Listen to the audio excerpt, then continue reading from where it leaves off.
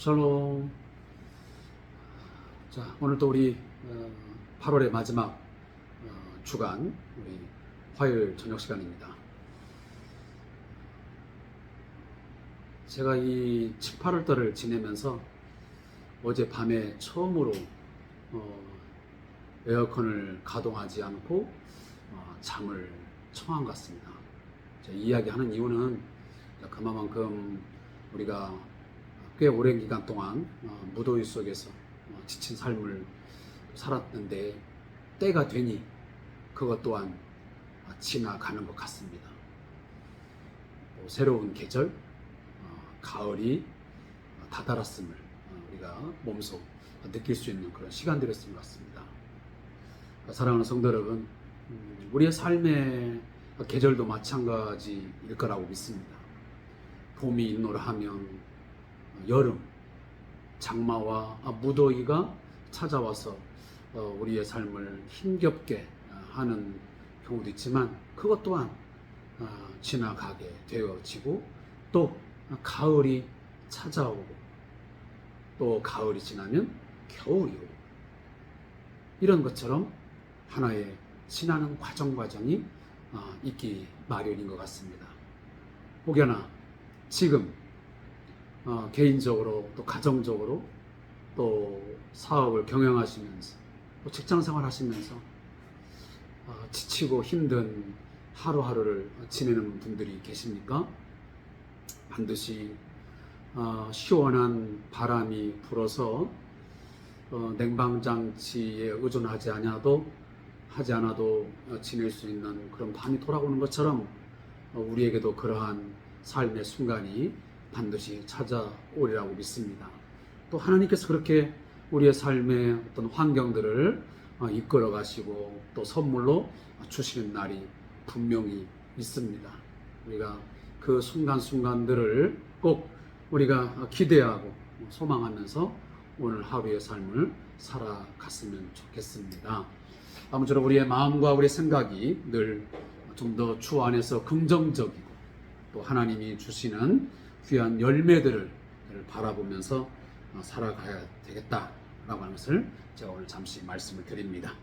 오늘도 우리 2024년 8월 27일 오늘 화요일 말씀에 해당되는 사도행전 27장 38절 이하의 말씀을 묵상하도록 하겠습니다. 먼저 기도하겠습니다. 우리 안에서 늘 역사하시고 우리의 마음과 생각을 주장하시는 성령님, 이 밤 시간을 통해서 성령 하나님께 간구합니다.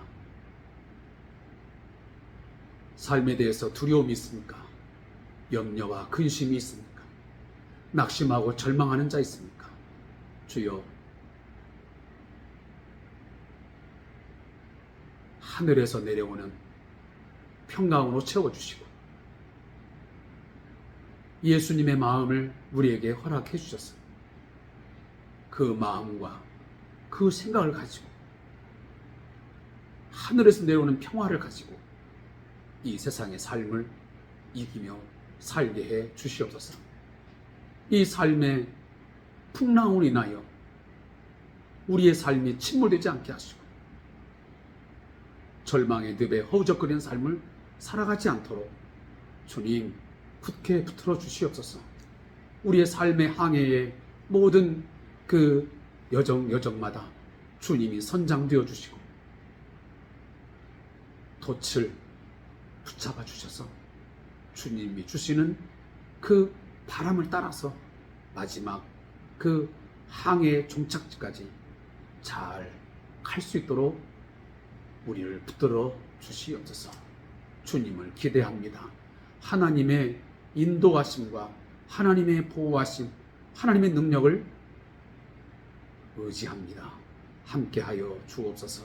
예수님의 이름으로 기도합니다. 아멘. 자, 오늘 하나님 말씀은 사도행전 27장 38절부터 44절 말씀을 함께 읽겠습니다.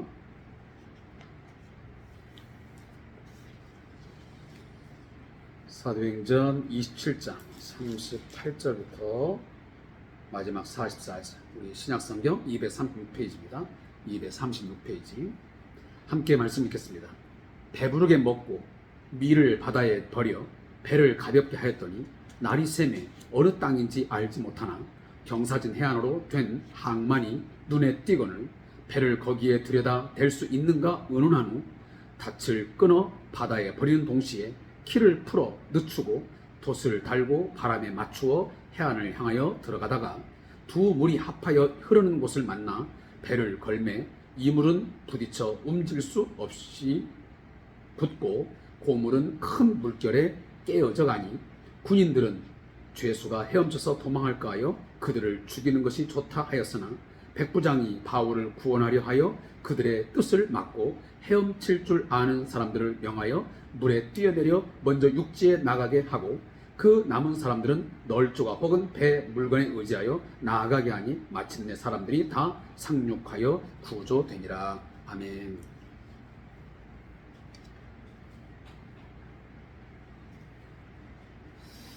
자, 오늘도 변함없이 하나님께서 사도 바울의 사역 가운데서 어떻게 간섭하시고 그의 삶에 구체적으로 그리고 매우 상세하게 개입하시면서 당신의 뜻을 이루어 가시고 그리고 마침내 바울의 사역을 아름답게 끝을 맺는가 하는 부분들을 우리가 같이 묵상하고 있습니다. 분명 이 바울의 이 선교의 여정 가운데 그 중심의 키는 우리가 말씀 속에서 늘 깨닫고 묵상하는 바이지만 하나님의 손에 있음을 우리는 부정할 수가 없습니다. 인간적으로 보면 굉장히 불안하고 두려움이 있고 이게 맞는가? 과연 꼭 이렇게 해야만 됐는가? 라고 하는 갸우뚱하는 순간도 분명히 그 바울의 여정을 보면 있습니다. 그럼에도 불구하고 성경은 끊임없이 그 모든 주도권을 하나님께서 쥐고 계심을 믿습니다. 그리고 바울은 늘 고백할 때마다 그 모든 과정이 하나님의 손에 있고 그리고 하나님의 말씀에 대한 그리고 하나님이 한번 자기 자신에게 주셨던 소명 그 계획들이 반드시 이루어짐을 믿고 있습니다. 하나님이 말씀하신 그대로 나는 이루어질 줄로 그대로 될 줄로 나는 믿노라. 하나님에 대한 절대적인 신뢰를 한순간도 놓치지 않고 있다는 사실입니다. 이것은 결국은 사도 바울은 예수님의 삶의 모습을 그대로 담고 있습니다. 예수님께서 이 세상을 오셔서 사역하시면서 마지막 그가 구원 사역을 이룰 때까지 수많은 역경이 있고 순간순간 때로는 인간적으로 보면 두려움과 큰 고통의 순간이 있지만 주님은 늘 하나님에 대한 신뢰 그리고 자신이 왜 이 땅에 왔는지 자신에 대한 그런 소명의식이 분명했습니다. 그리고 마침내 하나님께서 자기 자신을 통해서 당신의 구원 계획을 성취하실 것을 끝까지 그는 믿었습니다. 그게 예수님의 사역 속에서 계속 하나의 중심적인 축으로 흘러가고 있습니다. 그 모습이 바로 사도 바울의 사역 속에 그대로 녹아 들어 있습니다. 제가 이 이야기를 하는 이유는 바로 우리 크리스찬의 삶이 그래해야 된다는 것입니다. 그래서 사도 바울은 담대하게 말하기를 내가 그리스도를 본받는 것 같이 내가 주를 본받은 것처럼 너희도 나를 본받으라고 말할 수 있었던 것이 바로 여기에 근거가 있는 것입니다.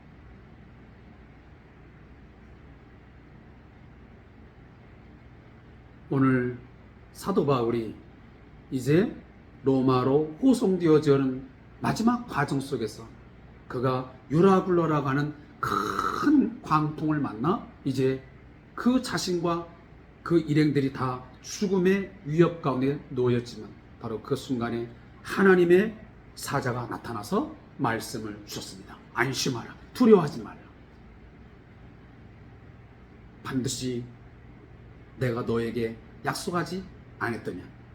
너는 반드시 로마에 가야 하고 그리고 가이사 앞에 너는 서야 한다. 그러니 내가 반드시 너를 살려줄 것이며 너의 생명을 내가 보존해 주겠다. 뿐만 아니라 너와 함께 있는 모든 생명도 내게 붙어 주었다. 그러니까 너로 인해서 모든 사람 276명의 사람들의 생명도 내가 보존해 주겠다고 하는 것을 하나님 약속하십니다. 자, 이런 내용들이 오늘 본문에서 이제 흘러가고 있는데, 자, 그 와중에 38절은 배부르게 먹고 있습니다. 자, 여기 지금 그 앞전에 보면 36, 37에 보면 지금 거의 보름 가까이 배에서 풍랑을 만나 심히 괴로움을 당했던 많은 사람들, 기진맥진 거의 이제 죽을 지경에 이르렀습니다. 바로 그 순간에 사도 바울이 뭘 합니까? 여러분들이 이미 지난 시간에 함께 우리가 말씀을 읽었습니다. 뭐라고 하냐면 34절에 음식 먹기를 권하노니 이것이 너희의 구원을 위하는 것이요 너희 중 머리카락 하나도 잃을 자가 없으려 하고 떡을 가져다가 모든 사람 앞에서 하나님께 축사하고 떼어 먹기를 시작하니라. 자, 이것은 성만찬은 아닌 것 같습니다. 자, 여러 가지 문맥상 볼 때 이건 어떤 분들은 이것을 뭐 성만찬 이야기로 하려고 하는데 그 안에서 무슨 성만찬을 할 만한 여유도 없을 뿐만 아니고 또 여기에는 어떤 뭐 잔을 나눴다는 이야기도 없습니다. 그러니까 이것은 단순히 너무도 먹지 못해서 정말 기진맥진하고 이제 하나님께서 이런 먹을거리를 공급하지 아니하면 정말 죽을 수밖에 없기 때문에 그들의 생명을 살리기 위해서 이제 바울을 통해서 뭔가 양식을 공급해주는 하나의 부분으로서 떡을 지금 공급해준 것입니다. 떡을 이제 거기서 먹고 이제 보니까 배부르게 먹었다 그랬습니다. 자, 이게 하나님의 일하심이고 하나님의 돌보심이 전혀 아무것도 없을 것 같고 그들의 생명이 정말 위태롭고 좀 생각해 보세요.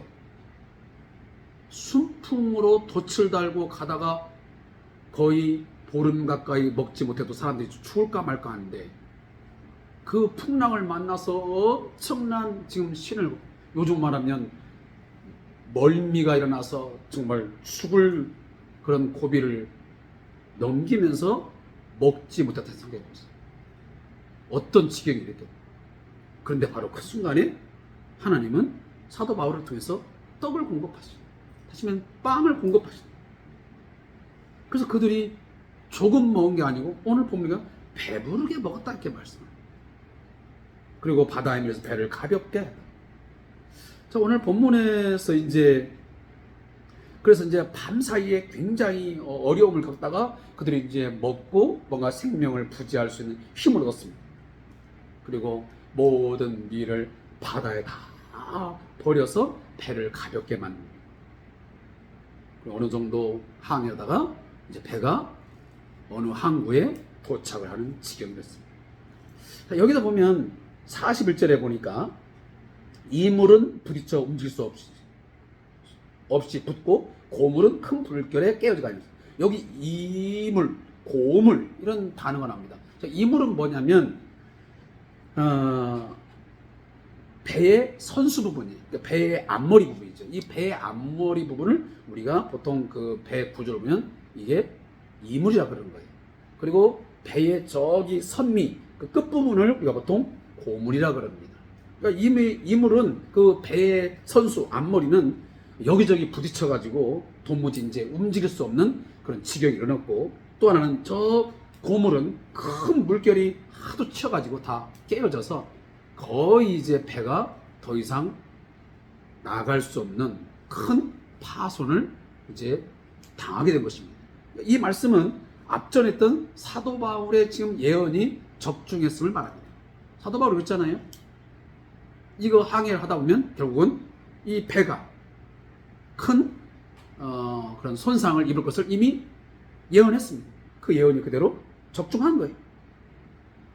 그리고 나중에는 생명이 이제 위협 속에서 지킨다고 말씀했잖아요. 그 말씀도 또한 오늘 본문에 보니까 사람들이 다 상륙하여 구조되니라.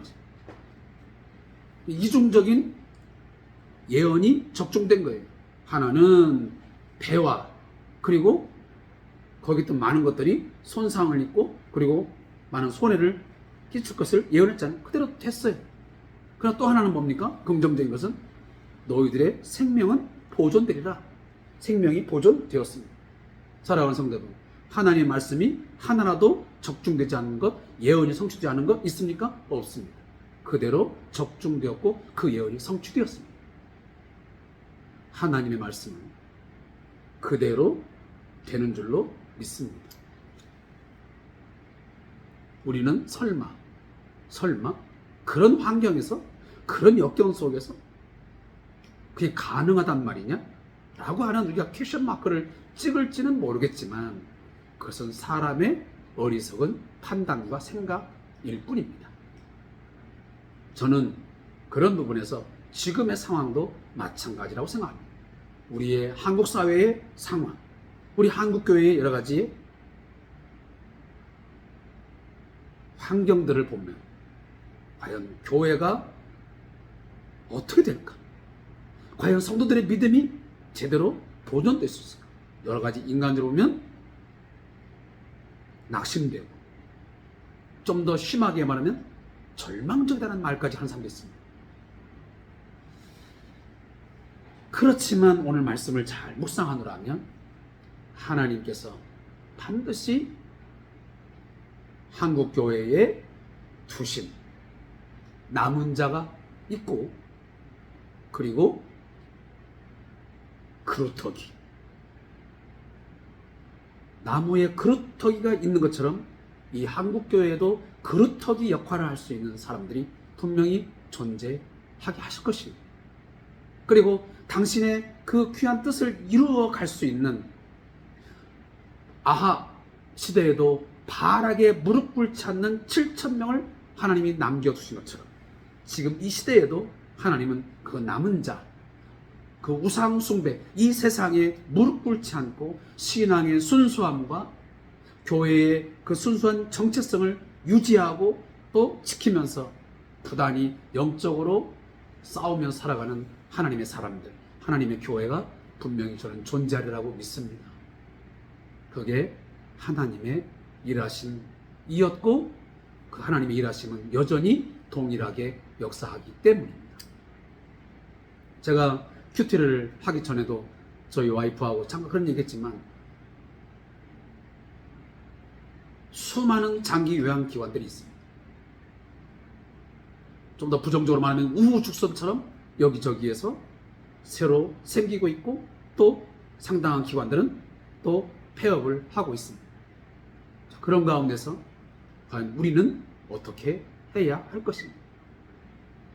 뭔가 그리스도 안에서 독특한, 뭔가 하나님 보시기에 뭔가 남다른 점이 분명히 존재해야만 된다는 사실입니다. 남들이 하는 것처럼 그만큼만 해서는 아니 되고 우리는 반드시 주 안에서, 우리가 그리스도 안에서 이 요양기관을 개설해서 시작했다 한다면 뭔가 남다른 점을 우리가 찾아 나서야 되고 그것들을 뭔가 추구하고 그 방향을 가기 위해서 열심히 뭔가 찾아봐야 되고 노력을 해야 된다는 생각을 제가 잠시 저희 와이프하고 나눴습니다. 혹시 이 영상을 보시는 우리 성도님들 가운데 또 우리 혹시 보호자님들이 계시다면 그 부분을 위해서 꼭 저를 위해서 또 저희 기관을 위해서 기도해 주시기 바랍니다. 하나님이 인정하시고 또 사람들이 뭔가 남다르게 볼 수 있는 구별되어진 그런 주 안에서의 독특함이 있는 그런 기관으로 거듭날 수 있다.